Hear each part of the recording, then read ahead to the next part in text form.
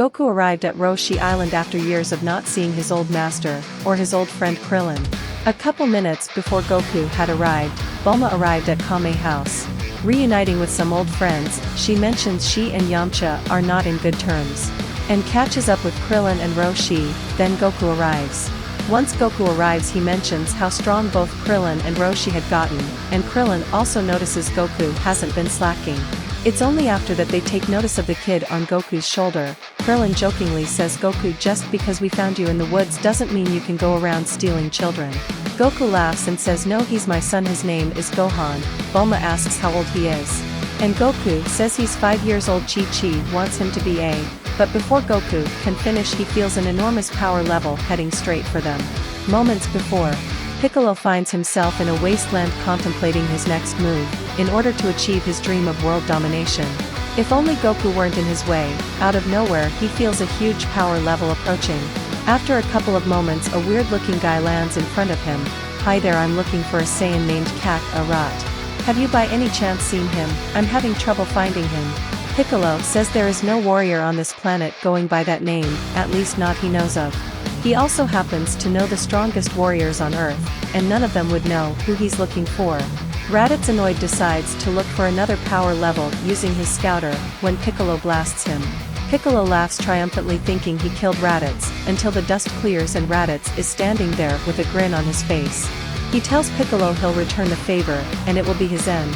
But Raditz feels another power level just as strong, and flies away, leaving Piccolo to ponder with his thoughts. So he decides there has to be more to this guy, who calls himself a Saiyan, whatever that is. And he is going to follow him stealthily, so he can get the answers he so desires. Back to the present. Raditz lands on Roshi's island, looking over at all of the members present, and begins to scold Kakarot for not destroying Earth's inhabitants. As it was his job when he was sent here, he was disgracing the Saiyan name. Although the Z fighters were confused as they didn't know any Kakarot, he then looks directly at Goku and says, "Listen, Kakarot, I am your brother, and we are Saiyans. We're a part of a great warrior race who rule amongst the stars. As powerful beings who conquer worlds, destroy the people and inhabitants along with terraforming it. That way they can resell it to the highest bidder." His job was to arrive and complete his mission. But it's clear he failed. To make it all worse, he began procreating, getting cozy in the world he was sent to destroy. He asks Goku why did he hit his head or something, and where was his tail. Goku was now shocked he was an alien. And this was his brother. He was so confused, he had so many more questions. But they weren't as important, not when his brother wanted to destroy his planet. Goku says he won't kill anyone and he has only one chance to leave. Raditz chuckles and moves over to Goku, hitting only once in the gut. But with that, Goku is unable to move. Raditz reaches over to Gohan. But Krillin rushes him, landing a hit to the jaw, sending Raditz stumbling slightly, but just like with Goku, Raditz speeds over, punching him in the face, sending Krillin into Kame's house. Roshi also bulks up, and tries to help, but is sent flying into the water. Raditz looks over to Bulma and smirks, "Aren't you going to defend the boy?" Bulma quivers as Raditz picks up Gohan, and takes off, but not before informing Goku he must kill 100 Earthlings if he wants his son back. Goku, Krillin and Roshi all recompose themselves. As Krillin and Roshi both apologize to Goku, they tried and failed. But Goku says it's okay, but he needs to go get his son. That's when Piccolo finally decides to show himself. Goku, Krillin and Roshi all ready themselves for another fight. Piccolo just tells them to relax. He'll help them just this once, as he doesn't want anyone else taking over Earth. That's his right, so for now they're allies. The three look over at Bulma and tell her to stay put. The four of them will head over to get Gohan back. The four fly off in the direction of Raditz. As they fly there, Krillin asks if there's any plan. Goku just says he's stronger than all of them possibly combined. They'll have to find a weakness somehow. They arrive and land on the opposite side of Raditz. Goku asks where his son is. And Raditz just says safe and sound, the way you seem to prefer, although I don't see the use in telling you. Not if you don't plan on joining, Raditz says. Goku just says we don't have this. But we do, grown far too weak, brother. Raditz rushes the four and is able to knock them all down. Face first, neither of them capable of keeping up with his speed. Raditz just laughs, "Is that all? I expected better, make me work for it, boys," Raditz says, loudly riled up. The four remove some weighted clothing, or in Roshi's case a shell. The four disappear, now moving faster. But Raditz is able to see them well, perfectly, taking each of them down easily. He gets annoyed as he feels like this is a waste of time. Raditz just tells Goku this is pointless, as even they managed to kill him. There are 4 more Saiyans who would arrive should he die, and they are much stronger than him, so he would stand no chance. So it's all pointless. Why resist? Why not join him? Was he truly attached to this planet so much? Goku just responds with yeah I am, and killing ruthlessly just isn't his style. His only goal is to fight powerful opponents, and become more powerful. That's always been the only thing he cared about. Raditz is annoyed. So then don't I just kill you then? Goku says even if he dies it won't be without his loss. Piccolo then mentions the Dragon Balls as well. He'll die, but whoever dies with him will just be brought back to life, and he'll die alone. Raditz is amazed that something like that actually exists. Before they know it, Teen and Yamcha both land next to them, and ask the others what's going on. Krillin then explains everything. They give Raditz a chance, but he refuses to back down. The battle recommences with both sides taking heavy damage. Eventually Goku is able to get Raditz in a full Nelson, after Gohan due to his anger slammed into Raditz, while Piccolo charges his next attack. The others too weak to stand. Piccolo fires his special beam cannon. It fires straight toward Goku and Raditz, with the struggle slowly wearing Goku down. Raditz is able to move enough to where the blast hits his side, injuring him heavily but hitting Goku directly in the chest. The others now worried start to get up, all severely injured. They all get ready to fight Raditz. But Goku stops them and extends an olive branch to Raditz. He doesn't need to die needlessly. Raditz however flies away in anger, not even realizing he's dropped his scouter. That's when the Z fighters hear the Saiyans speaking. They let the Z fighters know they'll be arriving on Earth in a year. And to be ready, as they weren't as weak as their partner, they laugh and close communications. The others tell Goku they'll revive him as soon as possible, and he thanks them, but before they can pick up his body, it disappears and they are all shocked. Piccolo just tells them it's probably Kami who might have plans for Goku. And with that he grabs Gohan and tells them, after the power he displayed, he believes Gohan is the key to beating the Saiyans and takes off with him. They contemplated if letting Piccolo take Gohan was a good idea, not for too long though, as they needed to get to training. Kami then spoke to them telepathically, alongside Piccolo, telling them of the special training he could offer. But Piccolo would rather train the kid and himself. Goku arrives in the afterlife, and King Yama says Goku is definitely on his way to heaven, but is interrupted by Kami, who wishes Goku receives training from King Kai. King Yama agrees, but Goku will have to run on Snake Way. Goku takes off on Snake Way, trying to get to King Kai's to train. That way he and his friends stand a chance against the Saiyans. He wonders how long it'll take him to get to King Kai's. A year later, Piccolo and Gohan find themselves deep in the woods waiting, meditating. Piccolo had taught Gohan many things that being a form of training needed. When they both felt 4 powers enter the Earth's atmosphere, enormous and malevolent.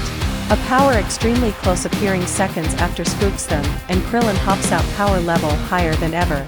Piccolo laughs maniacally. Good, your power level has soared. Looks like your training was also fruitful, Krillin replies.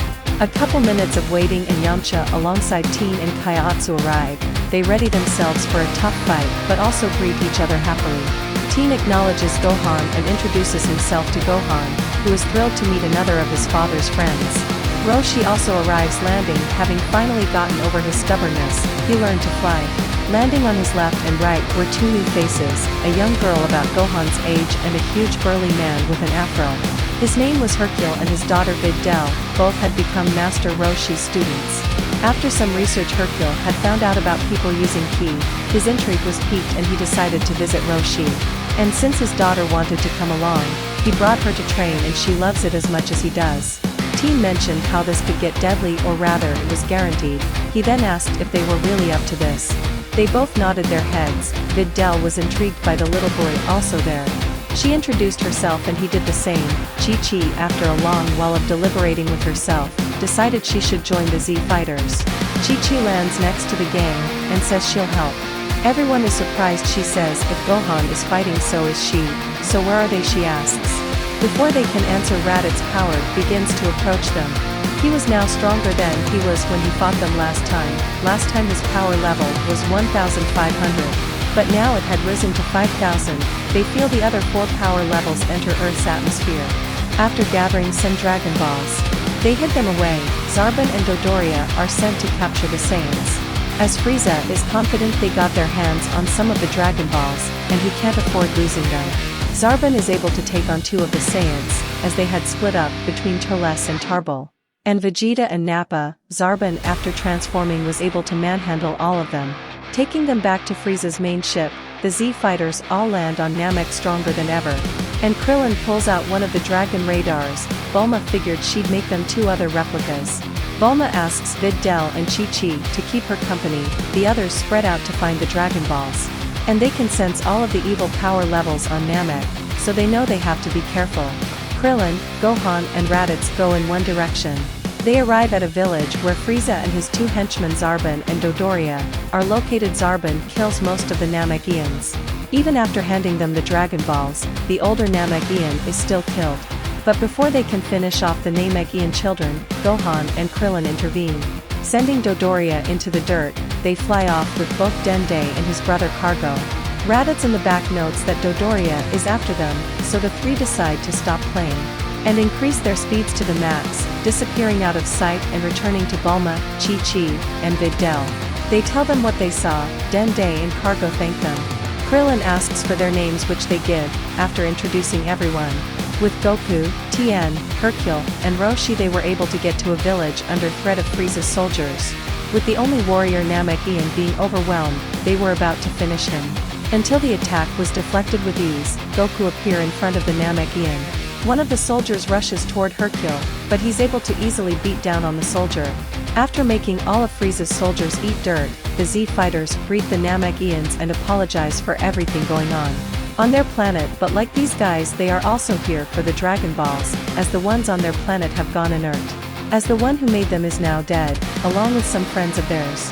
After gathering some of the Dragon Balls, the Z fighters meet up back at their home base. After they gather they feel the Saiyans arrive behind them. Vegeta demands that the group hand over the Dragon Balls. But Goku tells Vegeta that won't be happening. Both Goku and Vegeta power up to their max. Vegeta says he may be stronger, but it isn't by much. Goku tells Vegeta he's forgetting he can use Kaioken. Nappa just suggests working together as he could sense 5 power levels heading toward Namek. Vegeta becomes concerned as after realizing it's the Ginyu Force he says fine. Make your wish. Goku tells Gohan and Dende to bring back Piccolo. Turles is annoyed as he doesn't see the point. Goku says they need their Dragon Balls back on Earth. They also wish for Piccolo to be brought to Namek, and they are unable to make a third wish as Guru dies. And Vegeta is pissed. Before they can go any further, the Ginyu Force arrives. The Saiyans feel like blowing off some steam, so they fight them. Although once they get to Ginyu he is able to manhandle all of them. Goku steps in to finish off Ginyu. Ginyu, however, after seeing his power, switches bodies with Goku and starts trying to kill everyone else. Problem is he is unable to utilize Goku's body efficiently. He tries to switch bodies again, but is intercepted by Goku, who gets his body back, and then Vegeta kills Ginyu. Frieza, having beaten Nail nearly to death, realizes the Dragon Balls have been used after Nail laughs in his face about it, and begins to fly towards the group in a rage, ready to kill whoever used his wish. He lands and finds the Z fighters all gathered and the Saiyans. Vegeta goes to fight Frieza, but Frieza easily throws him aside. Goku taking charge and fighting Frieza using the Kaioken times 20, easily beating down on first form Frieza. Vegeta had gotten hurt pretty badly, and Krillin had an idea. After Goku distracted Frieza, Krillin dispersed his ki at full power, exhausting himself into beams that pierced everyone, putting everyone in a near-death state. At first everyone is confused, until he pulls out some senzu beans. After getting everybody healed, Vegeta tells Krillin to go ahead and do it one more time. Maybe more. Krillin is confused. How strong could Frieza be? Vegeta tells him he's heard Frieza can transform. So that means he could make that first Zenkai meaningless, so he does again. Everyone prepared for the painful strategy. After a second time Vegeta blasts Krillin in the chest. What the hell? Krillin says. Vegeta spits on the ground to his side. Relax, the power boosts you received in comparison to the rest of us weren't as great, as you only exhausted yourself. You should repeat the process a couple more times, otherwise you'll only be in the way. Krillin does as told. Piccolo arrives and is annoyed even though he was much stronger than before. He somehow was surpassed in a couple of minutes. Frieza, having thrown Goku back after feeling the power of the Z fighters rising, decides he needs to transform into his final form. Krillin then begins to give Goku and Piccolo the same treatment with Dende healing. After the two warriors are healed, Dende notes that all that healing almost served as training. As he was a lot faster in comparison to when he first gained the ability, Frieza was annoyed and went at his full power, which was 120 million. Goku being the highest at a 80 million power level, while everyone else sat around 50 to 60 million, it wasn't enough to beat Frieza, but just maybe with the numbers advantage. But it wasn't enough, Frieza was just too far ahead. Eventually Frieza is done playing and begins to kill whoever he can. Shooting Piccolo in the chest with a death beam, which doesn't actually kill him but does injure him. Shooting Vegeta in the chest with a death beam, killing him along. Then he lifts Krillin up in the air with the others not able to stop him. And blows Krillin up. Goku, after seeing his best friend die, begins to transform into the legend. After transforming into a Super Saiyan, Frieza doesn't stand a chance, and Goku begins to beat him. The others pick up Piccolo and Vegeta's body as Frieza, being a sore loser, had hit the core of the planet. And it would blow up soon. Dende, after realizing the Dragon Balls were back, asks what wish should be made, and King Kai begins to speak to him telepathically, telling him he needs to wish everyone on Namek except Goku and Frieza to Earth, using the Dragon Balls on Earth to wish Krillin and Vegeta back. Later on, when the dragon's ready to be used again, a year passes and Krillin and Vegeta are revived. After trying to revive Goku, they find out he's alive, but doesn't want to return home. Not yet, at least. Krillin then gets curious, and contacts King Kai to know which planet Goku is on. King Kai tells him Yard Rat. Krillin then asks Bulma for a ship as Krillin is interested to see what kind of training Goku is doing. Tien and Yamcha decide to tag along, and Vegeta was already right behind them. Everyone else, on the other hand, decide to stay. The Earth needs someone protecting it anyway. Toles, Nappa, Tarbell and Raditz are left behind. Even Piccolo was a little interested to see what Goku was up to. Chi-Chi, Videl, Hercule and the rest of the gang were tired out of adventure. Gohan was also dragged back to do some studying. After a couple days, the ship that carried the warriors arrived on Yard Rat. Goku, having sensed their energies, was surprised, and welcomed them, introducing them to his master Kibara. Kibara welcomes them and introduces them to the training Goku was doing, and the Z fighters all get to training. The harsher training in terms of meditating, Piccolo excels and leaves the others in his dust. A year goes by and the Z fighters left on Earth sense a familiar power. Frieza, they all gather and wait for his landing. After Frieza lands, a boy with purple hair appears, and kills Frieza's soldiers. Frieza gets ready to intervene, but before he can, the rest of the Z fighters that were in space teleport in. Vegeta steps up, says he'll be the one to put an end to Frieza. Krillin steps to his side and says, mind if take on his father Vegeta. It'll be interesting to test out my form versus the Super Saiyan. Vegeta grins. Fine, he says, but I assure you ours is superior.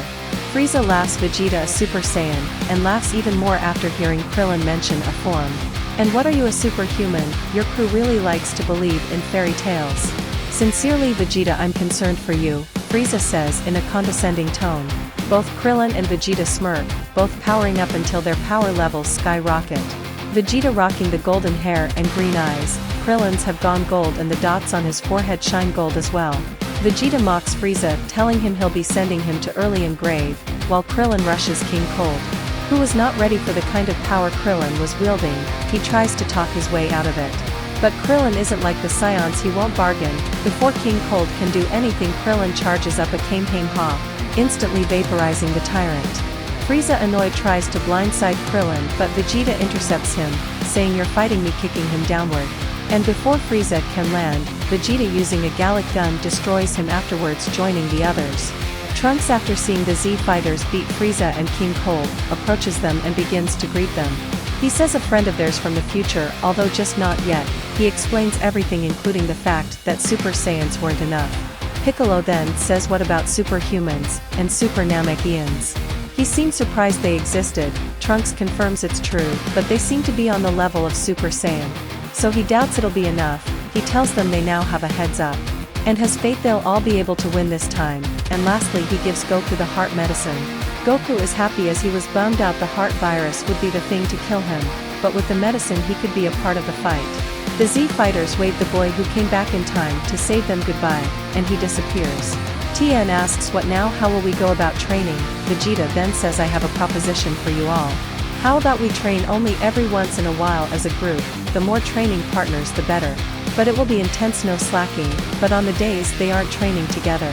He wants to train only with Saiyans, he wants to prove Super Saiyans are the best. Tien smiles devilishly, is that a challenge? Vegeta only laughs. Take it as you will. Piccolo smirks and says if that's the case he'll need a training partner who is Namekian. Piccolo puts his fingers to his forehead, challenge accepted, and he disappears. Goku is excited. And after saying goodbye disappears, everyone else doing the same. The humans all get ready to train near on Roshi's island. As if they go off in the distance they won't cause any damage to anything important, Piccolo teleports into the lookout. He asks Kami how he would feel if he invited some other Namekians to stay on Earth for a bit. Piccolo heads over to Namek after teleporting to King Kai's world. He arrives and informs the Namekians of what's going on Earth, and Elder Mori chuckles at the challenge he's taken on.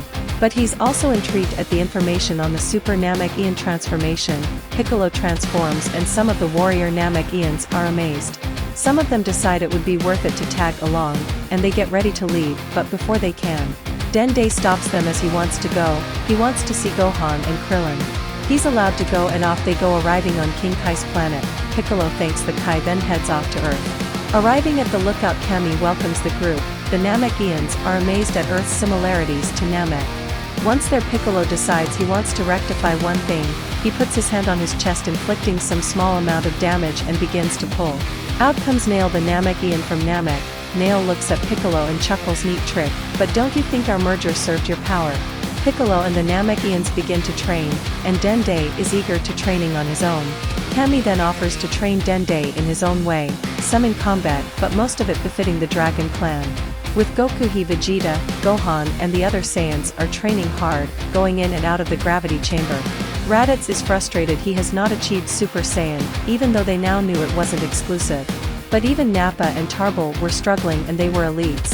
Toles out of nowhere says watch me, and begins to focus his power. In front of him stands Goku and Vegeta, both glowing with the intense aura of Super Saiyan. He finds the emotions necessary to access the form, and begins to power up tremendously. Eventually unlocking the form, the rest of the Saiyans including Gohan look up shocked. The Saiyans get back to training. Meanwhile, back at Roshi's island, Krillin sports the superhuman transformation alongside Tien.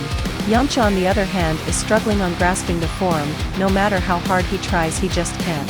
Roshi watches from afar. He mentions to Yamcha and the other two that just like Super Saiyan, the power came in response to a desperate need. So maybe Yamcha needed to be put in a situation where he had no choice but to achieve the form. Krillin and Tien ask Yamcha if he agrees, and with a serious look nods his head. Krillin and Tien stop holding back, rocking the waters below them with each hit. Yamcha taking on brutal punishment, eventually getting thrown into the water, falling deep, barely able to move. Krillin charges a Kamehameha, and Tien a Doden Ray, both flying into the water toward Yamcha. He sees the blast coming but can't move. A part of him feels disappointed. He didn't want to be a joke, he wanted to be the badass bandit he was. At least the badass part. He digs deep and seeing the two blasts nearly hit him. His power begins to explode, shaking the water, creating giant waves. Yamcha rises out of the water, extremely powered up, the superhuman form in all its glory. Later on they're joined by Videl and Hercule, who also want to learn the transformation. After hearing of Frieza and his father's deaths, Cooler is eager to find out who could have killed them. But based off rumors it was a Saiyan, who is apparently currently residing on Earth, so Cooler tells his men to plot a course toward Earth. And so they do, eager to avenge his spoiled little brother and enabling father. The Z fighters on Earth feel a strong power level. Yamcha says it might be the androids, and Tien says it's way too early for that. Plus the boy told them they can't sense the androids, so it has to be something else. The Z fighters fly straight toward the power. Once the ship lands, a figure that looks like Frieza steps out. Alongside him some soldiers step out. The figure tells his men to spread out and search for the Super Saiyan. Before they can go anywhere, ki blasts come raining down on his men, injuring the majority but killing them. Tien says you won't find any Super Saiyans here. Not at the moment, at least they're off-world. The alien resembling Frieza grunts out of annoyance. So then where can I find this so-called Super Saiyan? Videl says she doesn't like being ignored. If he wants a fight they'll give him one. After all they are all equal to a Super Saiyan. Cooler laughs as he feels like these delusional humans aren't worth his time, and he tells them they will all die for mocking him. His soldiers are sent forward, each one of them spreads out fighting an Earthling. Yamcha, Videl, and Hercule all fight off his henchmen. Krillin and Tien both power up into their superhuman forms. Cooler's scouter explodes. And based off the last number he saw, he decides he won't be playing around, going into his final form. Krillin then decides he won't be involved in the fight any longer. Cooler gets furious as he feels like Krillin is trying his best to mock him. But no, Tien just wants to take him on alone. Cooler looks at him annoyed and asks why's that. Tien just says Krillin already got to kill King Cold, so it's only fair Tien gets to finish off the last remaining member of Frieza's bloodline. Cooler is angry at the human's impertinence, and begins to try even harder at killing him. But the looks of it, Tien has even begun trying, and this frustrates Cooler to no end. Meanwhile, Videl fights one of the Cooler Force goons, who taunts her during battle, saying they came looking for the Super Saiyan, instead they find overconfident humans. Videl just responds with a kick to the jaw, sending the alien flying. The weird-looking alien named Nice rubs his jaw, and proceeds to power up, revving things up. He attacks Videl, throwing her through trees, and eventually into a river. She flies out only to be thrown back in, confident he would eventually kill her. Nice waits for her to rise out of the water. When she does, her aura is sparking around her, water falling down around her. Nice mocks her, asking if she's finished. She just responds 1 minute. She begins to glow a bit and her aura explodes. Her eyes now gold, and her hair a bright red, spikier around as well. As his scouter explodes, she says, remember what we said earlier about being equal to Super Saiyans? Well, I think you're finally worthy of seeing a superhuman. She then proceeds to put the same beat down on him, the same way he did onto her, but so much worse. With Hercule, his fight with Dor is a little closer, however Dor still doesn't believe he owes Hercule any respect. Hercule just responds right back at yeah. Dor is annoyed and powers up, fully utilizing his power. Hercule then begins to power up, and once he hits his limit in his base, he begins to transform, his hair turning red, and his eyes turning gold. His aura completely changes, and with a swift dynamite punch, splits Dor into two, killing him instantly. Hercule then moves on toward the other Z fighters. Yamcha, while fighting Salza, feels bored, as the guy isn't much of a challenge, and he's able to easily kick Salza around, who after a while starts panting heavy. Eventually Yamcha gets bored, and looks at Salza, who is yelling at him, telling him he's nothing, and he's going to start taking the fight seriously. He powers up and charges at Yamcha, landing a hit on his face. Yamcha just removes his fist, and smirks. He begins to power up into his superhuman form. His eyes first turning golden, then his hair red and becoming spikier. With one swift motion he punches Salza, sending him flying, and moves so fast he catches up to him, beats him to his destination, then kicks him downward toward the ground. Salza lands with a sickening thud, as Yamcha reappears and kicks him back up, just to slam him back down, then pummel him further. The only thing keeping his up being Yamcha's combos, then finishing with a Wolfang fist. Sending the henchman flying, he shoots a power ball at him, sending him to the other world. Powering down, Yamcha scans power levels and goes off into the wilderness, back with T, and he's still beating down on Cooler, who is pissed. Eventually, after a long battle, Cooler decides he's going to blow up the earth, and Tien takes that as his K to finish it. Appearing in front of Cooler, he uses max power to obliterate Cooler, sending him to the next dimension. Videl, sensing she's the only one not finished with her fight, hits Nice in the gut so hard he can't move. Then blasts him point blank with her finisher, killing off the remainder of the Cooler force. She then flies off towards the other Z fighters, tired a bit but satisfied. 3 years later, the Z fighters all reunite and head in the direction of the fight. Goku says he feels funny, and Yamcha says Goku might feeling early signs of the heart virus. Goku says, I hope not, I don't want to miss out on the fight. The others laugh and continue flying toward their destination. They look around for a bit, waiting for any sign of the androids. Yajirobe arrives on the battlefield as well, but only to drop off some senzu beans. He then leaves, but as he's flying away, he gets shot down. The others wonder from where, until Tarble points at the figures in the air above the town. They then fly into it. Goku yells at Gohan to go and help Yajirobe. They're going to go find the androids. They all take off and scatter, looking into the town for the androids. Yamcha is the first to encounter the androids, and they try to steal his energy, but are unable to, and he powers up, alerting the others. Once everyone is around the androids, one of them decides he's going to make a battlefield. Unleashing his energy, the town is completely obliterated, leaving on a giant field of fresh dirt. The Z fighters look around in terror, so many innocent lives gone. The android smugly looks over at the crew. Goku starts it off by powering up into a Super Saiyan, and begins to fight Android 20, as Dr. Gero referred to him. The androids mock Goku at first. They don't see how he could win, but Goku takes his time and begins to power up into his Super Saiyan form. At first Goku seems to have the upper hand, but with time he starts to lose energy like something is sapping him. Slowing him down eventually, they all realize it's probably the heart virus. Goku starts to lose the edge. And at one point can't stand up, as the virus attacking his heart is going into full effect. Vegeta tags in and Yamcha teleports in with instant transmission, telling the others he'll take Goku. With that he disappears. Android 19 is eager to find Goku, but 20 says it's alright, as they can just find and kill Goku later. For now he should focus on Vegeta, who laughs and asks if they can feel fear. They leave him with no response, so he just says let's fix that, shall we? Vegeta transforms into a Super Saiyan, and begins to toy with Android 19, who eventually, after seeing he can't win, begins to run away, missing both his hands. As his wrists leak fluids, Vegeta flies up charging a Big Bang attack. Gero decides it would be best if he went to activate 17 and 18, once in his lab he gets to work.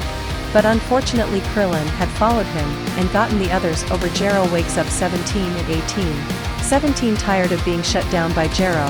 After Gero wakes up his sister he kills him. 18 then proceeds to wake up 16, and the three begin to take off into the distance. Their mission: they don't have one, they'll just do whatever they want. Vegeta, being stubborn, decides to go fight them. The rest of the Z fighters follow behind him. Raditz, Toles, Nappa, and even Tarbell join in on trying to fight the androids. There's Saiyan blood influencing them to do so, but the androids aren't in the mood. But with force they fight back, and the Saiyans do not stand a chance. They easily dismantle the Z fighters, most of them unconscious or severely injured, Krillin being the only one to not fight them. Krillin opts to reason with the androids. He asks them what they plan on doing. They say to kill Goku, of course, but Krillin just says why do what Gero wants. He thought they hated the old crazy guy. The androids agree, but ask Krillin then what should they do. After all, they've been sleeping for so long, and they are bored. Krillin asks if they plan on hurting anyone besides Goku. And they say not really. Trunks, traumatized from his future, lands next to Krillin and says bullshit, they're evil and don't care about anything other than their sick amusement. He then pulls out his sword, powering up. He flies at 17 with his sword. He goes to strike at the android, but the sword is stopped and never connects. Trunks is shocked, as in front of 17 is Krillin having stopped his sword. Trunks asks what he's doing. Krillin says these androids haven't done anything wrong. Trunks responds they hurt our friends. 18 just mentions they started the fight. If they were as evil as he claims, why wouldn't they have just killed them all? Trunks on one hand can't deny it, but in his timeline they slaughtered so many heartlessly. Krillin just mentions how multiverse theory is a thing. Within their timeline the androids could be different. 17 just says they still plan on killing Goku, but it could be just Gero's programming. So he'll give Krillin time. He asks Krillin to tag along on their little road trip. And if he can convince them they won't kill Goku. 18 walks over to Krillin and pecks him on the cheek. Why not join us, handsome? Just for a bit. Krillin decides he'll take their deal. The four fly off. Trunks is frustrated, and is ready to fly off the handle. Until both Gohan and Piccolo stop him. Piccolo says Krillin bought them time. And if he really can convince them, then there will be no need to kill them. Gohan just smiles and says he trusts Krillin. Piccolo says just in case though, they'll have to pay someone a visit, and flies off. Vegeta, after recovering, takes off pissed at his beatdown. Raditz decides he'll tag along with Piccolo. Everyone goes their separate ways. Meanwhile, with Krillin, the four fly into the direction of a road that's empty, until they spot a van. After getting in the van they begin their road trip, laughing and having the time of their lives. Driving the vehicle through the woods, getting it extremely bumpy. 18 is annoyed though. She sticks her head out the window and blasts a path, spoiling their fun. 17, Krillin and 16 look a bit bummed. Back on the lookout, Piccolo, Raditz, and Cammy sit in silence, all feeling the life force of a whole town fading. Piccolo, annoyed, looks over at Cammy, and tells him if he plans on saving people they need to do it now. The power lurking in the shadows won't wait for him to make up his mind. Cammy is frustrated but agrees. The two fuse and head off to meet the new threat head-on. Once Piccolo and Raditz arrive, they encounter what looks like a giant cockroach. It smiles at them and begins to absorb a man in front of them. It then greets the two like they were all old friends. Raditz asks what the hell he was first the androids, now this. Cell laughs and asks, speaking of the androids, you wouldn't happen to know where they are, would you? Piccolo just asks why he would need to know. Cell just responds by powering up to the max. Piccolo and Raditz doing the same, both above Cell, although Raditz not by much. The fight begins with Cell on the back foot, struggling to fight back at all until he's able to pull out the Kamehameha, shocking both Piccolo and Raditz, not understanding how Raditz is sent flying back. And Piccolo is caught off guard, and Cell begins to drain his arm of its life force. After nearly losing an arm, Piccolo says he has no chance of winning, and if Cell could at least tell him who he is. Cell explains that Dr. Gero created him and using the cells of every Mighty Z fighter, so he has the DNA of greatness. So while he'll give them their flowers, he by comparison is still much more superior, some might even say perfection. But he still isn't completed, he needs the two androids 18 and 17, meanwhile with Krillin and the androids they ride roller coasters having a blast. Krillin with each moment becoming closer to the three, realizing that despite everything they really aren't bad. Wondering who they would be as people had Gero not gotten to them, smiling and having fun, the four move on to the next ride. They will complete me. With the addition of the two androids I will be perfection. Piccolo, having been watching the interactions between Krillin and the androids, actually feels kind of bad. After Cell finishes his story, Piccolo just says, although Trunks told them in his future the androids were evil, in this timeline they seem like normal people. A bit rebellious, but people, innocent people in his mind, after Gero is the only body they've dropped. And in a way that was to both their benefit, so he won't let Cell have his way. Cell laughs as he sees Piccolo is missing his arm, and Raditz, his only ally, is unconscious on the ground. Raditz laughs and begins to pick himself off the ground. Not really a smart one, Raditz says laughing. Cell growls, you were pretending, no matter, you still aren't strong enough to beat me. And Piccolo is still missing an arm. Piccolo just laughs and says about that, ripping his old arm off, and immediately replacing it with a brand new arm. Cell begins to laugh as he's impressed the two had tricked him into a voluntary interrogation. He just says it'll do them no good anyway, as he won't be sticking around. Piccolo just says, what makes you think we'll let you leave, and Cell blasts to huge attacks at both dodging, giving Cell what he wanted as he uses a solar flare, and once the two are blinded begins to run away. Back at Goku's home, Goku has calmed down and the heart virus doesn't seem to be around anymore, healing Goku and bringing him back to his best. Trunks tries to get Vegeta to train him, but he's being stubborn and refuses. The others are still searching for Cell, worried he'll get too strong if he's left unchecked. Goku, after waking up, gathers everyone except Krillin at the lookout, telling them he is aware of everything. The only way he got Vegeta up there was because of the time chamber. Raditz alongside Tolls decide to go first. Vegeta at first wants to protest, until he realizes he can take away from their results. In a place alone in the amusement park, 18 kisses Krillin. Turns out she's really into him. He's not sure why, but she just is. Krillin, although shy, doesn't object. Until 17 interrupts, laughing while 18 is annoyed as she just wanted some privacy. Piccolo, a little frustrated, telepathically contacts Krillin, saying sorry to interrupt your romance story. But there's a new threat, one named Cell, looking to absorb 18 and 17 in order to achieve his perfect form. Krillin relays the information to the androids, who don't look worried. But Krillin is a little frustrated as he had grown fond of the three, and with Cell that could mean they're in actual danger. Krillin tells Piccolo to bring him some form of proof, blueprints, maybe there's some kind of secret lab. After being told by Piccolo, he and Gohan decide they'll go and search the location of the first battle, and search under it for proof. If they were able to convince the androids, then Cell would never become a huge threat. Trunks and Gohan arrive at the lab. After searching, they find a ladder heading down. They float downward and find an incubator with Cell. It had to be the one in their timeline. They kill him and grab the plans for Cell.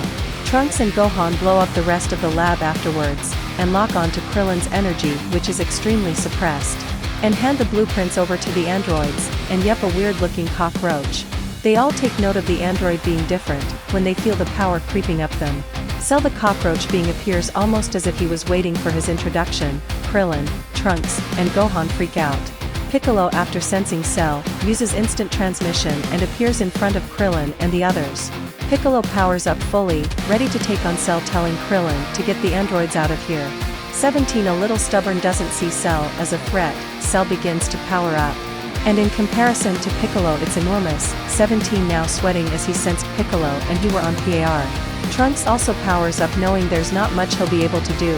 Krillin grabs Gohan, teleports to the lookout, only returning for the androids, grabbing 18 and 17. He disappears, 16 being left behind.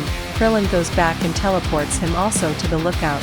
Piccolo and Trunks both decide it's not worth fighting a losing battle, and teleport away once they sense everyone being safe. They all appear on the lookout, panting tired from the losing battle. They all relax feeling like they had won this round, until Piccolo gets a hand through his chest. Then gets thrown off the lookout. Gohan panic jumps off the lookout flying after the unconscious Piccolo. Everyone tries to jump Cell, trying to buy time for Raditz and Tulsa to exit the time chamber. But he's just too strong, and overwhelms the Z fighters, almost killing them all starting with Krillin, but 17 and 18 stand in his way. They both opt to just let him have his way, so long as he leaves them out of it. Cell laughs they would give their lives, for beings who inferior to them why Krillin is also confused extremely injured. He asks why 17 just laughs also injured. He says they owe to him although he was told they would be his downfall. And his destiny would be to die by their hand. He didn't try to kill them. He actually tried to handle it with words, and even went out of his way to believe in them. To be more than just killing machines, and had their backs even showed them a great time he was a part of their group. Saying goodbye Cell absorbs 17 first, Krillin trying to find the strength to get up and help. But the only thing he can do is watch. The last thing interaction he gets is 18 giving one final sorrow-filled smile. But she is also taken away, being a part of Cell in his sick pursuit of perfection. Krillin can't help but break down. Cell mocks him then reassures him the useless androids now had a greater purpose. Everyone is left speechless as Krillin's rage is felt throughout the lookout. Cell is disappointed as even the mighty Goku was unable to challenge his perfection. Krillin stands up powering into his superhuman form, but power surging he goes past it. Breaking his limits his power begins to soar. Cell is excited as he feels an exciting battle approaching. Krillin charges at Cell and sends him flying, into the distance away from the lookout. The two exchange blows rocking the lookout. Krillin sends Cell flying downward, the two land on the earth once again. Cell mocking Krillin asking him if they really meant that much to him, and Krillin just responds by teleporting next to him landing a punch to his jaw. Cell laughs and says he doesn't know what power this is, but it's still nothing by comparison. And he knocks Krillin unconscious. Cell is about to finish Krillin off. Until he gets hit and sent flying into the distance. Raditz stands there in a golden form, a higher version of Super Saiyan. Turles lands next to him and looks down at the unconscious Krillin, saying looks like the little guy got stronger. He chuckles. Raditz just responds with not strong enough, and Cell gets up laughing as well. I'd say the same thing about the both of you. You can clearly sense the difference in our power. Had you gotten here sooner you'd be enough, but now, you're mere peons in comparison. Goku teleports in picking Krillin up, while crouched Goku says he's going to die. Cell laughs via who these two he asks mockingly. Goku says by their hands yes. And if not his or Vegeta's any of the other Z fighters really will get stronger. He take out as many of them as he'd like, it won't matter as the ones who he kills will set a plateau. And the rest will surpass it, eventually leaving him behind. He'll die a meaningless death, after which he'll just an afterthought. Just another villain who stepped to the wrong people. Cell is silent contemplating Goku's words. Raditz just says go cack a rot you're scaring out prey, we'll handle him now take your buddy and leave. Goku using instant transmission leaves back to the lookout after setting Krillin down. He gets Gohan and teleports to King Kai's planet, asking him if he knows where Namek is located after it was relocated. Once he has the location, he teleports to it with Gohan where he is greeted by the Namekians. He tells them everything going on Earth, and the Namekians give their sympathy. But when he asks if any of them would be their new guardian, none of them are up for it. Aside from Dende, who is good friends with Gohan, after which they agree and teleport back to Earth. Once Dende arrives he notices everyone is extremely injured, and decides heal them first. After which Goku and Gohan both enter the time chamber. The rest of the Z fighters begin to observe the fight between Cell, Raditz and Turles. Cell is clearly much stronger than the two, even after they powered up tremendously. Cell was easily keeping up, pushing the two back. They both put up the best fight they can. At this point, they both realize it's probably over for them, as they don't stand a chance. Cell however is intrigued by what Goku had to say earlier, and asks if it were possible for them to get stronger. And how long would it take? Turles just says they'd need at least a month to get everyone up to speed. As he knows they can all reach similar levels, Cell is confident that even with a month of training, they don't stand a chance and tells them to keep an eye on the news, as he'll announce his next plans. And they have their month, to savor it and train hard as it won't be enough. To be continued. Goku and Gohan come out of the time chamber early, in their Super Saiyan forms. almost as if they're treating the form as their base form. After being caught up to speed, Goku decides to visit Cell, and they have a bit of an interaction. Cell having already announced his Cell games, and dealt with the military. Goku after his interaction teleports back to the lookout, and tells the others Cell feels as if he's still holding back so much power. He doesn't think he can win. Vegeta after realizing the method Goku and Gohan used. Motions Trunks into the chamber. Vegeta just says they have a month. They might as well use it, although after he's done in the time chamber they won't need it. The month goes by and the Z fighters all get ready to head to the location of the Cell games, a news crew led by a man named Jimmy Firecracker. All make their way towards Cell. At first they're terrified, but Cell welcomes the publicity. Jimmy asks Cell how he came to be, and where he is from. Cell then begins to tell the journey of Son Goku and his friends, revealing everything. The news anchor is shocked, and as they're wrapping it all up the Z fighters can be seen flying into the arena. The world now knowing the truth, some are little terrified at the fact a lot of the Earth's old threats are still around. Jimmy after watching the Z fighters all land, begins to ask questions everyone would have. The Z fighters are confused how this guy knows so much, and Cell just tells them in order to share his origins. He needed to share theirs, so the world now knew of the mighty Z fighters. Tien just asks why he would do that, and Cell chuckles he wants the world to know how great they are. So when he crushes them, his perfection all the more evident to those who might doubt it. Goku steps into the ring, and although Cell sees Goku as the only one who can challenge him, he's surprised someone like Krillin or Gohan don't want to fight first. Really a lot of the Z fighters have every reason to want him dead, all for their own reasons. Once inside the ring, Goku and Cell face off. They both power up to their max, sending shock waves across the land. Jimmy is shocked and asks if that's key. Hercule opts to explain how at first he was also skeptical. But after learned it's all real, both Goku and Cell disappear, moving too fast for the camera to keep up. Hercule then explains the camera won't be able to keep up with them, so he decides to infuse ki into it. And maybe help it out, which it does, and the people are left stunned watching a battle of this magnitude. The fight continues, the two trading back and forth. Cell punches Goku downward only for Goku to kick him in the face, recovering, landing a flurry of punches on Cell's chest. Cell kicking Goku on the chin and Goku punching him in the gut only to get nailed on the cheek. The fight is fierce and neither seem to budge. Eventually they end up in the sky fighting, shooting blasts. Stray blasts fly downward. The Z fighters all shoot their own, destroying them. Goku pushes himself, rushing Cell, increasing his speed, punching Cell on the chin and continuing the barrage on his gut. Kicking him on the side, Cell piss knees Goku in the face and hammer fists him downward. Goku and the others all know he won't last. Cell is too strong for him. Goku focuses his power and begins to intensely scream, unleashing a power unlike his previous form, landing a hit on Cell. That leaves him rocked but excited, but Goku loses the form out of stamina. Cell is disappointed and is ready to kill Goku, but Gohan intervenes, pushing Cell back. Everyone is shocked. Cell flies into the sky and aims at the ring. The Z fighters all blink out of existence. Jimmy Firecracker and his crew relocated by 16, leaving them safe, and he returns to the Z fighters, who now stand their ground at a high ground watching the interaction between Gohan and Cell. Goku is given a senzu by Krillin, and he recovers only to see Gohan taking on Cell. Struggling, but Gohan is the strongest, they all know it. The problem is Gohan doesn't have a warrior's heart. After Cell begins to crush Gohan, Goku, Piccolo and Krillin all power up. But Gohan screams no. Don't. He tells them he needs to do this, and is let go by Cell, who is honestly interested. He wants to see Gohan's hidden potential, and he's willing to do anything to see it. Chi-Chi clenches her fist. Having to watch this was hard. Eventually 16 agrees. As he rushed Cell undetected, wrapping his arms around Cell, he tells Cell he will be self-destructing with a bomb so powerful. Not even a being of Cell's caliber can survive it. Glowing white, everyone prepares themselves for the explosion. But it never goes off. 16 says something is wrong. Krillin yells out that he can't, as Bulma and Dr. Briefs removed his bomb when they were repairing him.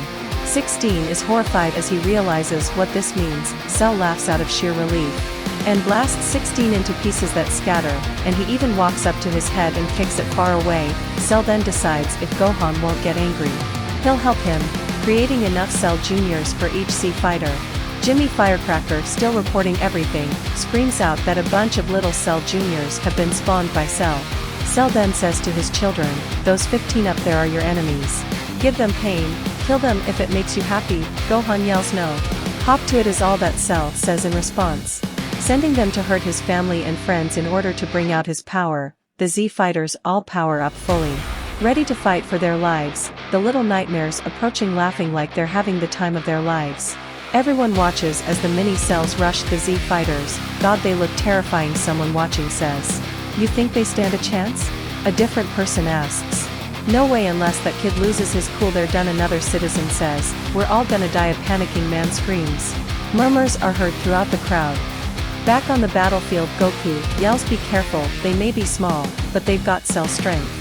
Jimmy Firecracker, watching alongside his cameraman, says into his mic, is it possible that this may be the end of humanity? Even with warriors such as these at Earth's defense, Cell despite them seems like a different breed. It all falls onto Gohan, the cameraman says with a serious look on his face. The Cell Juniors meet their victims face to face. Each warrior ready for this battle, the mountaintop becomes a skirmish. The Z fighters trading blows with the little monsters. Gohan watches from the ground terrified, but calms down a bit after seeing his friends hold their own. Cell tells him not to get comfortable, as eventually they will fall, they will die, and their blood will be on his hands. Because he was too weak to help them, back with the Cell Juniors. Hercule punches one, sending it on a descent, only for it to teleport behind him and sending him flying into the ground. With the Cell Junior back on him, for each punch he lands it lands 4. The cameraman following the action as precisely as possible. All around the type of beating Hercule received seemed to be consistent. Everyone else weren't doing all too well either. Gohan digs deep so hard to find the anger from watching his family and friends get beaten up. But with the onslaught continuing, the Z fighters are tortured. Gohan yells for them to stop it, but Cell laughs and tells them it's okay for them to kill them now. Gohan's power begins to rise, but only slightly, not enough to beat Cell 16's severed head. Talks to the crew, telling them to throw his head toward Gohan. The cameraman asks jokingly if he plans on giving the kid a pep talk, which 16 just replies yes, and he's chucked next to Gohan's feet. Cell notices and is confused. 16 says, Gohan, I understand you are gentle, you do not like to hurt, I know, cause I too have learned these feelings. But it is because you cherish life that you must protect it. Please drop your restraints, protect the life I love. You have the power, my scanners could sense it, just let go. Ugh, this sentimental downpour is killing me. It's so nice of you to help 16, but I plan on doing this my way. Cell says before crushing the part of 16 that remained, finishing with yet another fighter you could have saved. Gohan internally apologizes to 16. 16, you love life, you gave everything up to save it, and you were just an android. I let you die, I can't do that, I feel it slipping and I won't watch this anymore. Gohan screams out in a fury brought about by the death of the nature-loving android, power erupting so viciously from Gohan. It completely distracts everyone. The fights at the mountaintop come to an abrupt halt. Gohan's power amazing, everyone witnessing it. Incredible is all Cell can muster to say. After powering up a bit, Cell mocks Gohan, saying he doesn't see it as a threat, prompting the Cell Juniors to continue their attacks. Gohan growling out for Cell to order them to stop it. Tell them to stop. Cell only further relishing in the challenge he is due to receive. Gohan once again letting the rage take the driver's seat. Roaring out in anger, letting more of his power come to life, again putting a stop to the fights at the mountaintop. Eventually Gohan's power is fully released, and he snatches the beans out Cell's hand, and teleports over the mountaintop, with speed unrivaled, and kills the Cell Jr. attacking his mother. And moves around quickly, doing the same to every Cell Jr. in sight. Some terrified try to run away, but the Z fighters stop them, giving Gohan a chance to finish them, eventually throwing Trunks the Senzu beans, and tells him to pass them around, making his way to Cell just to begin beating the crap out of him. Cell tries to fight back, but is nowhere near Gohan's level, and it's apparent. Everyone watches as Gohan dismantles Cell at every turn, at one point leaving near death. But instead of finishing Cell off, the power of a Super Saiyan 2 takes over. Eventually Videl gets angry. She teleports behind Gohan and punches him in the back of the head, telling him to stop being an idiot. He may have the power, but he clearly lacks common sense, as he's giving Cell too many chances, and putting them all in danger. He found his power and confidence great.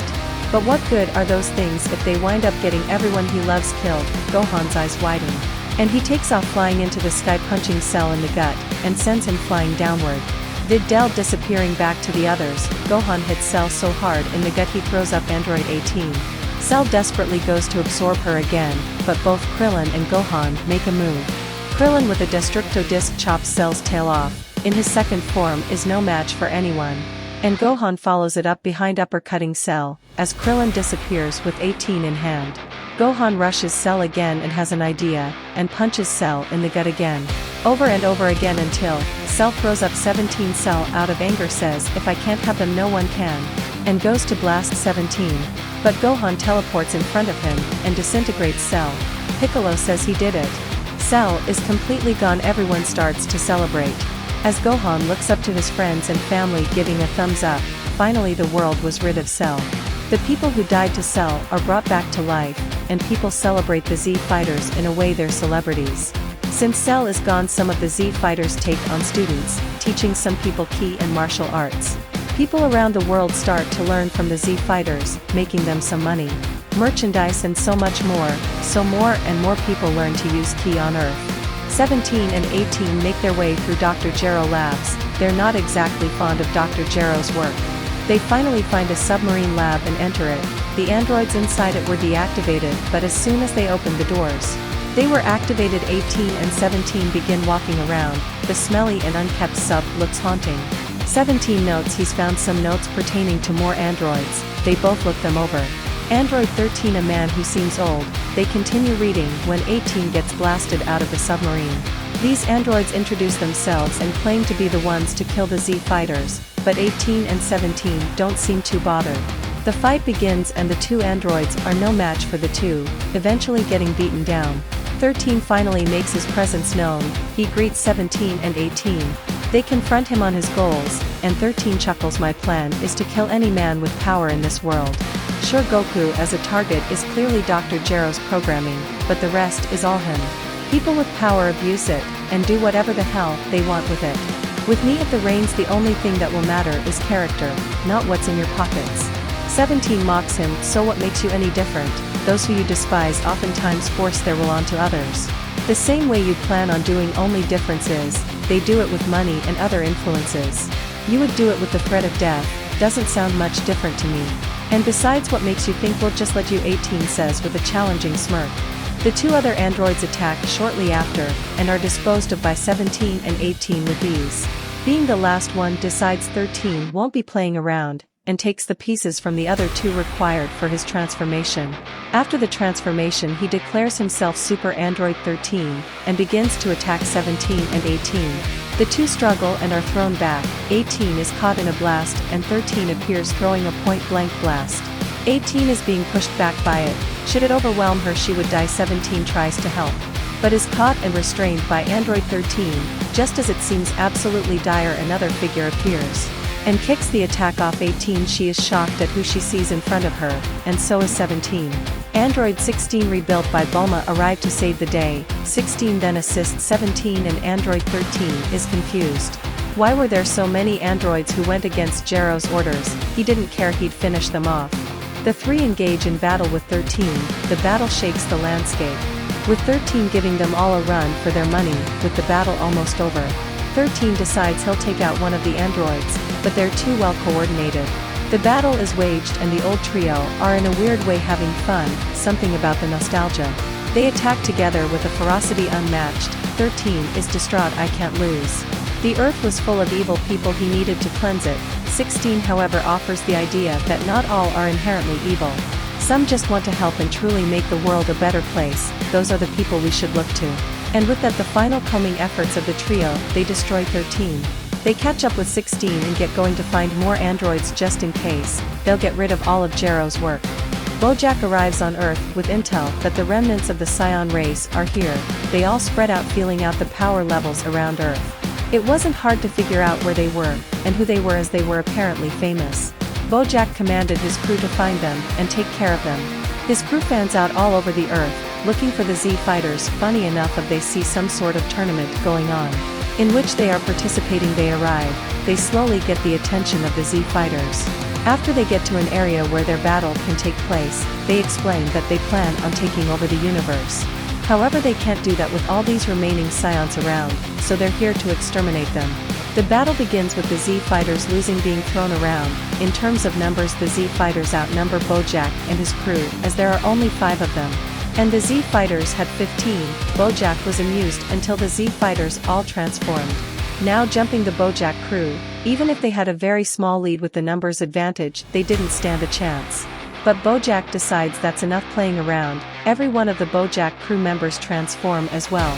And Bojack joins the fight as well. A sort of round 3 commences. All seems lost as the crew struggles. But the Z fighters aren't done either. After being battered and bruised, they all decide it's time to quit playing around. After training for some years after Cell, the Z fighters all begin to power up. Gohan being the first to bring out the Super Saiyan 2 form, Superhuman 2 transformation alongside the Super Namekian 2. With the power-ups, the Z fighters attack Bojack and his crew, overwhelming them at every turn. The battle ending with the deaths of his crew, Bojack decides one final attack to blow up the Earth is necessary. But it's returned by every Z fighter, the blast consuming him midair.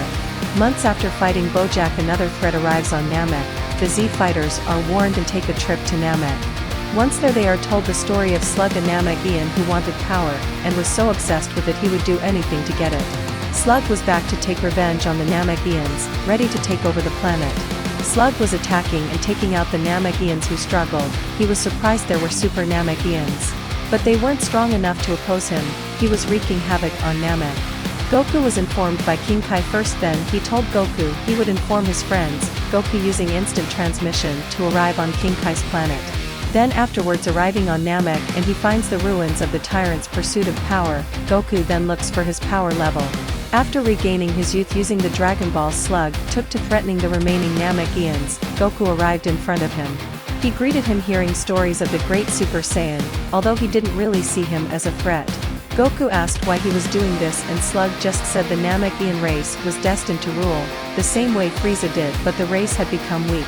He would see to it that changed, and those who refused to change would die. Goku then said that isn't right and began to charge Slug. They started to exchange blows, but it was apparent Slug was ahead. The rest of the Z fighters show up to help out with Slug. The Z fighters fight against Slug. A struggle ensues, Slug powering up and really putting the others through it. Slug says, "How many times? How many times will it take before you learn the lesson I try and instill into you people? How many times have invading forces arrived on Namek and pillaged and taken what they wanted? Is losing innocent lives just collateral damage? You're supposed to be the good guys. When a life is lost, is it inconsequential? Why not become powerful enough to stomp out those enemies?" Vegeta just scoffs. "Are you saying you prefer if the Namekian race was like the Saiyans? What a fool, the Saiyan race is dead, look what that got them." The Z fighters all get back up ready to end Slug. The fight resumes with everyone powering up. The battle creating waves of energy, pulsating throughout the universe. Slug, outnumbered and slowly losing stamina, is killed by one of his own people. Nail, having gathered enough energy, felt it was his responsibility. Thanking the Z fighters for their help, Nail bids them farewell. The Z fighters return home. Meanwhile, inside Bob Eddie's ship, the Z fighters have all been teleported onto a planet. Ambushed, but they aren't sweating. The problem is just by fighting they're giving energy to Majin Buu. But it's not like any of them are capable of combating magic. After a while, despite their best efforts, Majin Buu was revived. Supreme Kai wants to retreat, but Vegeta and the rest of the Saiyans refuse. Buu is excited, however Bob Eddie tries to order Buu around, and Dbz reinforces Bob Eddie's words. Buu, annoyed, attacks, both killing Bob Eddie and easily dismantling Dbz. The Z fighters, realizing they stand no chance, and retreat to the Kai's planet. It's there they plan their next attack. Meanwhile, Hercule Satan befriends Majin Buu, keeping him busy. However, they then get mugged and the dog gets attacked, causing Buu to split into 2 beings. A dark, tall, skinny side and the pink, fluffy side. The big, skinny gray one absorbs the pinky, fluffy one, creating Super Buu, and he took off and started flying around Earth looking for someone to fight. Piccolo heads back to Earth. He thinks they should teach the fusion dance to Goten and Trunks, as they could be the key to beating Buu. After arriving back on Earth, Piccolo begins to train Goten and Trunks. The others think up a way to beat Majin Buu, but can't really think of one. They decide they'll train on the Kai's planet in the meantime, while Gohan trains with the Z sword. They accidentally break it, releasing an old Kai. He explains he was sealed into it, and he has the ability to release one's full potential, so if someone wants to volunteer to receive the ritual, Gohan is the one who is considered to have the most hidden potential, so he's told he should give it a try. Meanwhile on Earth, Piccolo continues teaching Goten and Trunks the fusion dance. After a while of training, Super Buu arrives on the lookout demanding a fight. The boys were already training inside the hyperbolic time chamber. After coming face to face with Buu, they decide to play around a little and not take the fight as seriously as they should. And they defuse Gohan after going through the full ritual, arrives back on Earth, and starts to fly towards Super Buu, Piccolo, and the boys. He lands and immediately walks toward Buu, ready to fight. He begins his assault on Buu, amazing everyone with how strong he is, throwing Buu around as if he were nothing. Buu, however, while annoyed, doesn't seem worried. He then gets Gohan in a hold. Gohan isn't worried as he can break out of his grasp whenever he'd like, but Buu planned this and began to wrap himself around Gohan, absorbing him and becoming more powerful. Goten and Trunks decide it's best to fuse now. After fusing, they decide to transform into a Super Saiyan 3, giving Buu a run for his money, but he was still stronger. And using some sneaky tactics absorbs Piccolo as well, surpassing Gotenks even more. Meanwhile on the Kai's planet, as they all watch, they realize Gotenks is going to lose. And Supreme Kai suggests using fusion. Goku gets Vegeta to agree to fuse. And that's how Vegito is born, the fighter being strong enough to beat down Buu easily. Vegito beats down Buu, enjoying himself, until Buu manages to absorb him. Buu feels as if he has won, until he feels his power decrease drastically. Little did he know it was Vegito's plan the whole time. By getting inside, he was able to free his friends.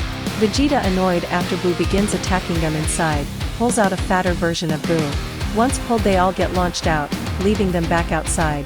Buu began to transform once again. He turns into a smaller kid-looking version of himself, who immediately begins charging an attack powerful enough to blow up the planet. Goku and Vegeta, both using instant transmission, grab a hold of Hercule and Dende, alongside Gohan, Goten, Trunks, and Piccolo. However, their instant transmission can't grab hold of anything nearby.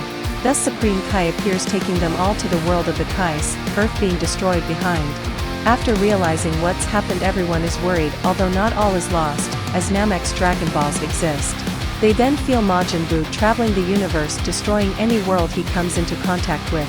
They all decide to power up together.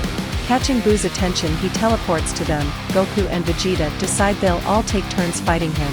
After everyone wakes up, they see the rest of the gang just watching, as Goku fights Kid Buu and is seemingly having fun, after transforming into a Super Saiyan 3. Which he unlocked but realized it was unstable. He begins to fight Buu again, putting up a good fight, but is knocked out of it when his stamina runs out. The Z fighters, all realizing they can't win alone, all power up to their max together to attack Majin Buu. Meanwhile, Kibito works on replenishing Goku's ki. The battle intensifies as nobody is really able to damage Kid Buu. That's when Goku comes up with the idea of using the Spirit Bomb, and Vegeta, also catching his breath, tells King Kai if he can contact the Namekians and inform them of what's happening around the universe, and tell them to use one of the wishes to revive the Earth and everyone on it. Once that's done, Goku begins to ask everyone on Earth for their energy to help beat Buu. The Spirit Bomb is empowered and Goku launches it. However, Buu is able to stop it, and even sends it back. Dende uses the final wish to resort the energy of the Z fighter, and they all join Goku in the pushing the bomb. Buu, not able to match their energy combined, is consumed by the Spirit Bomb. The Z fighters are celebrating a couple days later, partying, when an alien spaceship arrives. Out comes a group of soldiers swarming out. A man named Per, I guess. He says he's a Saiyan, and he needs help as the legendary Super Saiyan is destroying galaxies. Goku and Vegeta are a little excited. They don't hesitate to join Per, I guess.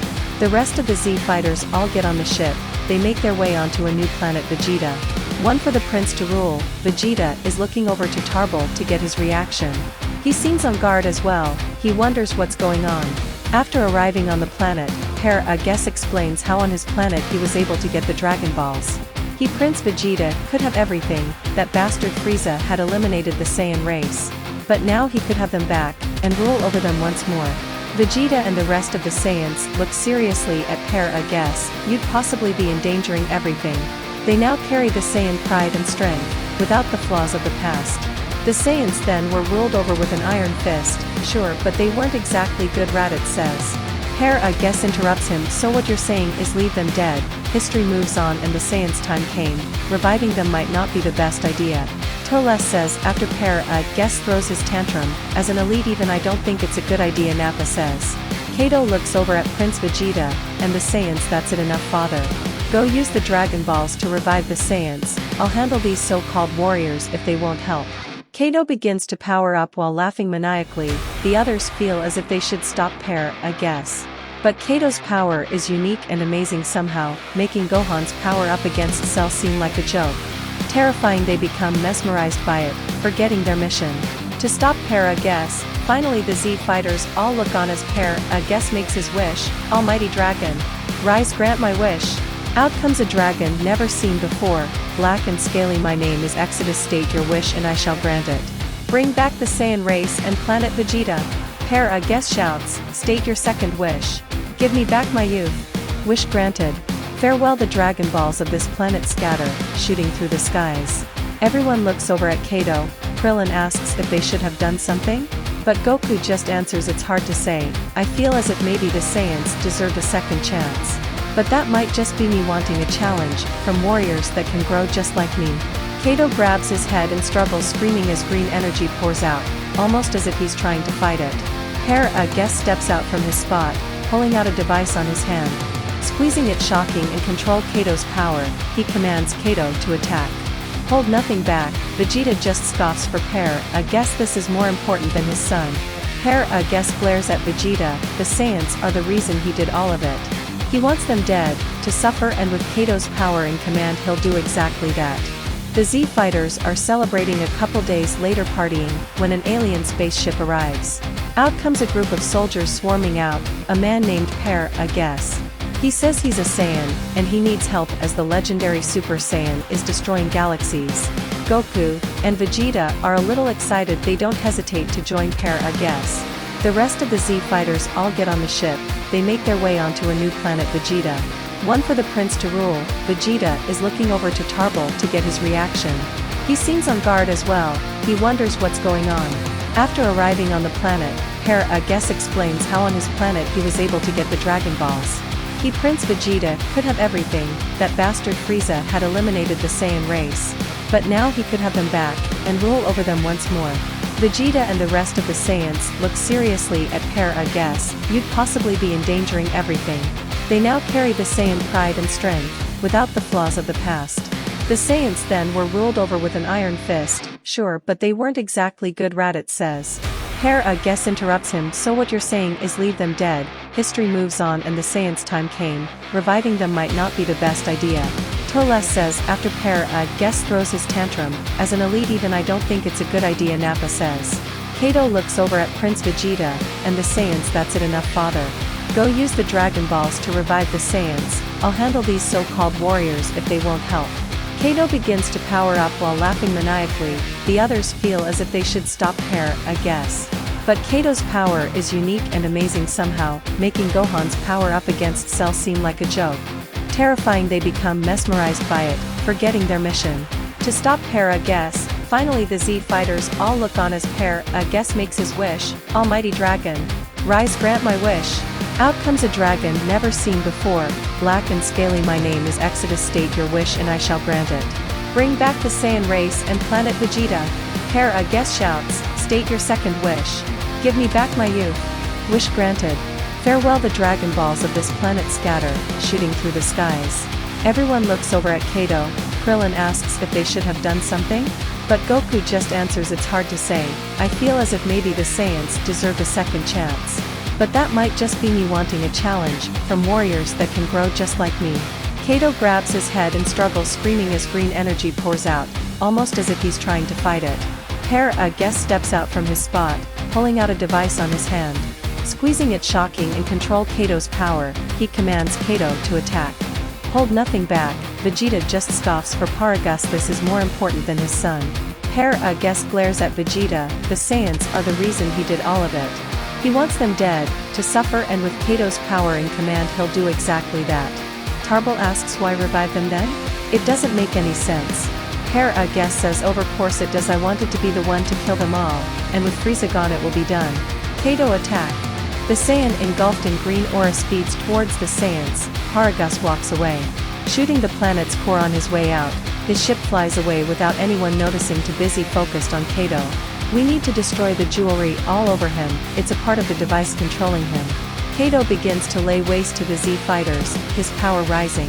Goku and Vegeta rush in together, and he hits them with a double lariat, sending them flying. Raditz attempts to attack from behind but gets caught by the legs, and is slammed hard into the ground, stepped on. Piccolo rushes in alongside future Trunks and Gohan. Kato throws a ki blast, they dodge, only for him to appear above the three. He kicks down Piccolo while laughing maniacally. Gohan and future Trunks attack from both sides, and he dodges everything, numbers meaning nothing to him, while Piccolo alongside T and go at him from the last sides open, now dodging 4 of the Z fighters at once, smiling his devilish smile. While the 4 at full power struggle, eventually they break, and send their respective ki blast at him, which he easily takes. The beatdown of the Z fighters continues, with not much they can do. Eventually though, Gohan is able to snatch one of the chains on his neck, snapping it. The part of it controlling Kato seemingly turns off, after which he powers down. Vegeta thinks they should eliminate him, he could be a threat. But Goku says he was under his father's control, so it's not really fair to kill him. They leave it up to him. They get on back on a ship and start to head home. A ship appears on Earth after the Saiyans leave for space towards planet Vegeta. The ship is that of an alien who wants revenge against the Saiyans. Dr. Legacy created a being he named Hachiak. In order to destroy the Saiyans, he arrived on planet Earth. Apparently the Saiyans left, relocated to this planet called Earth, and he let loose Hachiak.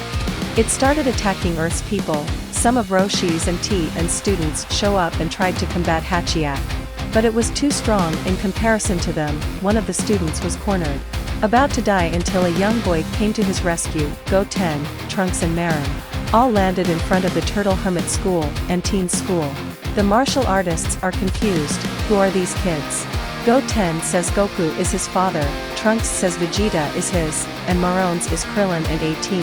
The 3 power up and face the creature. Hachiak starts his fight with the 3. They trade blow after blow, transforming into Super Saiyans and a superhuman. The 3 continue with the battle, slowly bring down the beast. But it just gets back up, this time charging his attack. Hachiak continues fighting Goten, Trunks and Marin, the 3 putting a fight. Hachiak begins to torture the 3, while Dr. Legacy walks out toward them, spewing on about how the Saiyans deserved everything that was coming to them. Trunks just says, why we haven't done anything to you. But Legacy just says, you haven't, but your race. They destroyed my people, not leaving the children out either. Why should I do anything different for your kind? Goten just responds with, the Saiyans here only ever fight to protect. If your people were still around, they'd be a part of the group protecting it. That's what our parents and teachers taught us. Protect those in need and be greater than your enemies, in morals and in power, Marin says. The 3 separate from Hachiak and Legacy. We're sorry, but we're going to have to kill you, Trunks says. Out of nowhere some power levels pique their interest, Cell Juniors too, who land in front of them. They begin to attack Hachiak. Getting beaten down pretty badly, thrown to the side, Hachiak begins to charge his attack to hit Goten, Trunks and Marin. But the 2 Cell Juniors get in the way again, giving the 3 more time to rest. Marin remembers her uncle 17 mentioning he found a couple Cell Juniors who managed to survive the battle long ago. He was able to teach them and eventually bring them to the good side. They helped him defend the island he was now protecting from poachers. They were a handful, but helpful. On cue, the 3 power up hitting their limit. They then attack Hachiak with a new resolve, strengthening their coordination. Hachiak goes back into depending on his final move, gathering energy.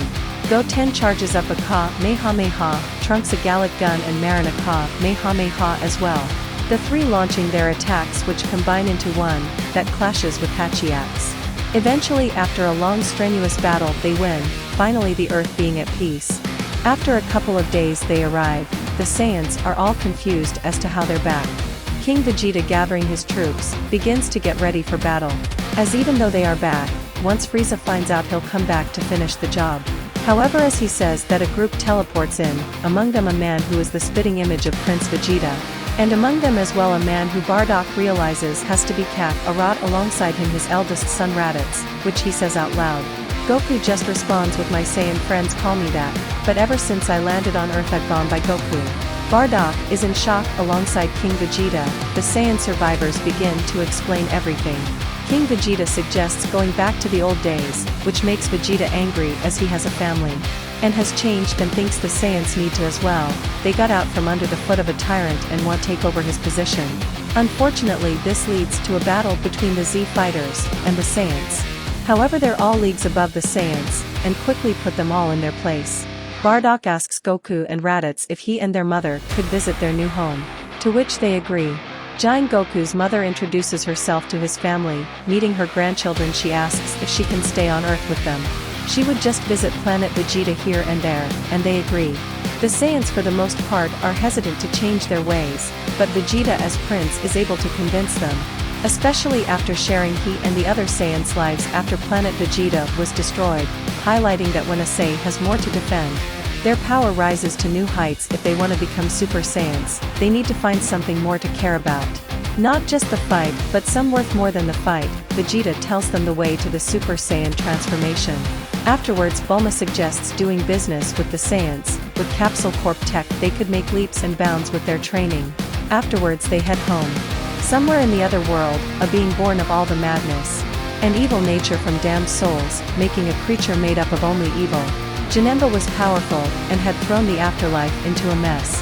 And one point gathered his power and split the skies, opening up portals to different worlds. 2 different Earths appearing in the sky of the Earth. King Kai is notified by someone who was able to make it out, and informs the Z fighters of what is happening. What's confused the Z fighters are the 2 other Earths in the skies. Naruto and the rest of his friends are gathered by the Hokage, as he wants someone to investigate the new planet, and possibly the one after it, so they were sending all of them. This could be dangerous, but I'm counting on all of you to handle the situation. Kakashi as the 6th Hokage says. Asta and the Black Bulls were gathered. The new planet was intriguing. You know, as the 29th Wizard King was sending them, he wanted the Bulls to investigate the planet and come back with a report. He was trusting them with the task.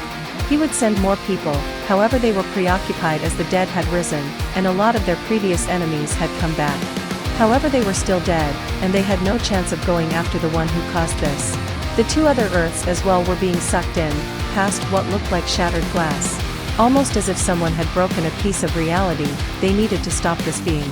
Janemba laughed and celebrated his power, sending 3 more slashes toward the skies, opening up 3 new portals into the unknown, while traveling toward the center Earth. The ninja of the hidden leaf watches the slashes open up the portal. Again, Naruto yells out, half amazed and half puzzled, whatever is doing this, we need to stop it. Otherwise things could get out of hand. Sasuke finishes. Yami sir, what do you think could be doing this, asks Magna. No clue, but we have to stop it. We're approaching the center planet. You better all surpass your limits. Yeah, the crew yells out. Back on the Z fighters Earth, they fight and finally get back up. The warriors of the other world, who got to keep their bodies, came back to help contain the bad guys, leaving the opportunity to take out Janemba to the Z fighters. Every Super Saiyan, Superhuman, and Super Namek was fighting Janemba, but it wasn't enough. Out of nowhere, Janemba has to dodge all sorts of weapons, even deflecting others. That's when 2 boys run in, one using a screeching technique, like birds chirping, and another with a spiraling ball. Both try to flank him on both sides, but Janemba dodges, ending with 2 other boys in front of him, Niji with 64 palms, and Lee with his gates open, but Janemba blows them both away. Janemba slashes at them all, and they barely dodge. That's when they notice a huge crevice left by his blade. Sakura is about to get hit. But before it can happen, a boy flying on a sword arrives, blocking it with a second sword. Asta landing puts away his Demon Slayer and Dweller, and instead pulls out the Demon Slasher katana, and begins trading with Janemba. But the latter is too strong, and Asta is sent back flying.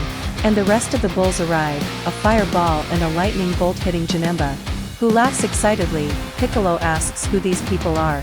Naruto says they're from one of the planets that somehow ended up next to ours. The Z fighters all regroup alongside the Black Bulls and Ninja.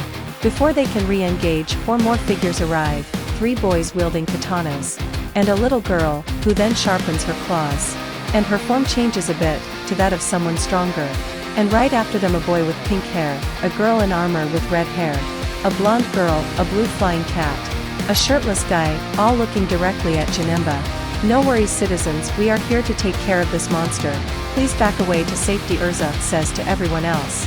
Vegeta takes this as an insult, and says this our problem to handle. "We are warriors and you will treat us as such," Piccolo just says. Everyone here must be from the different Earths. Natsu asks if they're strong enough to handle this guy. Asta, a little annoyed, says, "Hey listen, we can fight, don't treat us as weaklings." Naruto says, "Yeah, who are you acting all cool?"